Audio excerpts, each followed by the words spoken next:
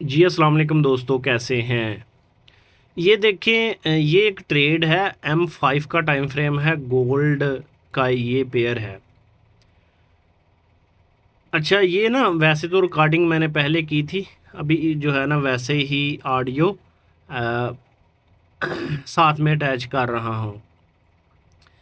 ये एक्चुअली में M30 और H1 की ट्रेड है, और इसको M5 में छोटी स्टेप टू स्टेप जो है ना वो ट्रेड लेने की कोशिश की गई है। मतलब ये कि अगर आप बड़े टाइम फ्रेम की ट्रेड को छोटे टाइम फ्रेम में ट्रेड जब इंटर करेंगे तो आपको मल्टीपल अपॉर्चुनिटीज़ मिलते हैं।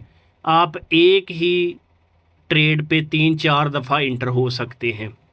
ठीक है, तो इंशाल्लाह मुझे लगता है कि ये जो है ना काफ़ी ऊपर तक जाएगी। अभी तो चलो चली गई है ना तो बताने का मकसद ये है कि मैंने ना 3 ट्रेडें जो है ना इससे उठा चुका हूँ M5 पे।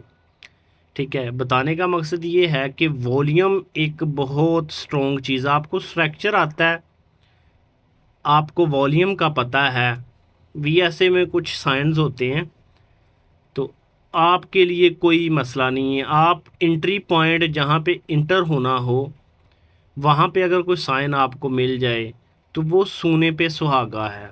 लेकिन इसका ये हरगिज़ मतलब नहीं है, ना मैंने कभी कहा है कि आप हर ट्रेड प्रॉफिट उठाएंगे, ऐसा नहीं है।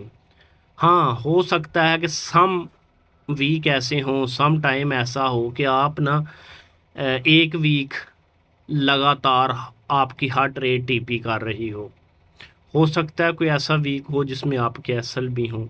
तो ये साथ साथ चलते रहते हैं। वो भी उसमें भी ज़्यादा चांस ये होते हैं कि आपकी अपनी कोई गलती हो जिस वजह से ये मामलात सामने आते हैं। तो यहाँ पे जो है ना वो ट्रेड हमारी लगी है, और इसका एसल देख ले बिल्कुल छोटा सा है। ठीक है, इसकी क्या रीज़न है वो देखें, अभी मैं यहाँ पे बताऊँगा यार इसकी ये रीज़न है। तो आप जब आप इंटर होंगे ना तो आपको लगेगा कि यार वो उस्ताद ने हमें ये बताया था या फलाने बंदे ने बताया था कि ये रीज़न है। आप वो रीज़न की वजह से ट्रेड लगाएंगे और आप कैंसल हो जाएगा। ठीक है, हमारी बदकिस्मती ये है कि हम लोग पता क्या समझते हैं, हम लोग ये समझते हैं कि एक बंदा लाइव बैठ के या एक बंदा हमें वीडियो की शक्ल में या रिकॉर्डिंग की शक्ल में ना हमें कोई एंट्री देता है या ख़ुद लेता है और हमें समझाता है ये मैंने एंट्री फ़लानी चीज़ की वजह से दी, वॉल्यूम की वजह से, वट एवर कुछ भी।